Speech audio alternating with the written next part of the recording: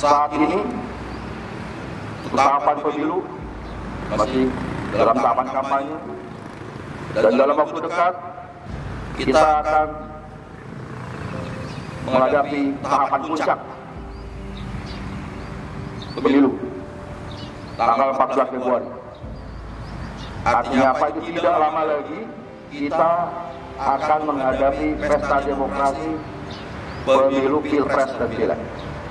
Saya minta seluruh anggota Polres Aceh Utara tolong tingkatkan kewaspadaan, tingkatkan deteksi dini, tingkatkan patroli, tingkatkan razia untuk mencegah gangguan Kamtipmas.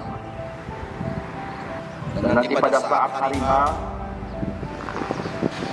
pemilu, pada saat pencoblosan, pemungutan suara, rekapitulasi penghitungan suara, laksanakan seluruh anggota yang di TPS, melaksanakan tugas TPS, laksanakan secara profesional sesuai aturan. Tidak ada saya temukan, saya dengar anggota ikut mencatat. Jelas? Tidak ada. Tugas kita cukup mengawal demokrasi ini hanya dengan mengamankan agar situasi tetap kondusif. Jelas?